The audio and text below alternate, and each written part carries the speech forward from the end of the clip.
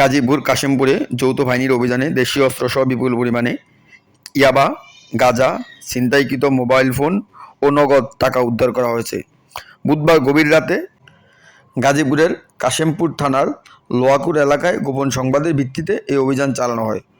অভিযানকালে যৌথ বাহিনীর উপস্থিতি টের পেয়ে মাদক ব্যবসায়ীরা হামলার চেষ্টা করলে তাদের ধাওয়া করে ৮ জনকে গ্রেপ্তার করা হয়। সন্ত্রাসী মাদক ব্যবসায়ী এই চক্রের বিরুদ্ধে স্থানীয় থানায় একাধিক অভিযোগ ও মামলা রয়েছে।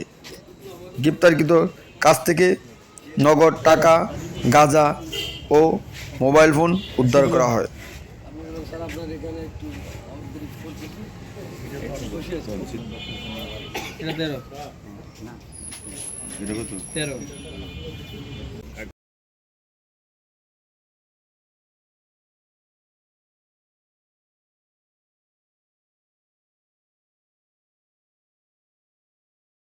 গ্রেপ্তারকৃতরা হলেন গাজীপুর জেলার কালিয়াকৈর থানার মৌচাক সদর চালা এলাকার লাবিবউদ্দিন ও সাফিয়া খাতুনের ছেলে সোহেল রানা, গাজীপুর মহানগর কাশিমপুর থানার জসিমউদ্দিন ও সকিনা বেগমের ছেলে মোহাম্মদ ইব্রাহিম, শরীয়তপুর জেলার জাজিরা থানার বিলাসপুর এলাকার সজীব ফকির, জামালপুর জেলার দেওয়াগঞ্জ থানার সানন্দবাড়ি এলাকার মোহাম্মদ ইদ্রিস আলীর ছেলে সেলিম মিয়া,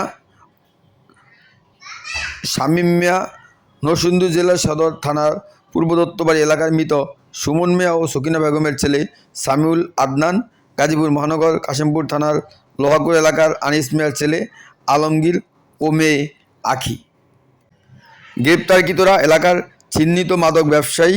তাদের বিরুদ্ধে আইনগত ব্যবস্থা গ্রহণ করে আদালতের মাধ্যমে জেল হাজতে প্রেরণ করা হবে বলে জানিয়েছেন কাশিমপুর থানা অফিসার ইনচার্জ মোল্লা মোহাম্মদ খালিদ হোসেন।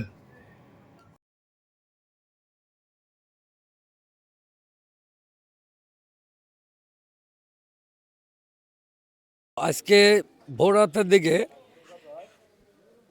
এই অত্র থানাধীন লোহাকুর এলাকায় এক অভিযান হয়। মেজর ইব্রাহিম স্যারের নেতৃত্বে আমি এবং বিজিবির একটা টিম আমরা অভিযান করে আখি নামে সে মাদক সম্রাজ্ঞী এবং তার সহযোগীদের আটক করি এবং আটক করে তখন তারা চিৎকার করলে আশেপাশের থেকে তার অন্যান্য মাদক ব্যবসায়ীরা, অন্যান্য সন্ত্রাসীরা এসে হামলা করলে তাদেরকেও এরা স্থানীয় লোকজন এবং সেনাবাহিনীর এবং পুলিশ বাহিনীর ও বিজিবির সবাই ঘেরাও করে জনগণের সহায়তা তাদেরকে ধৃত করে।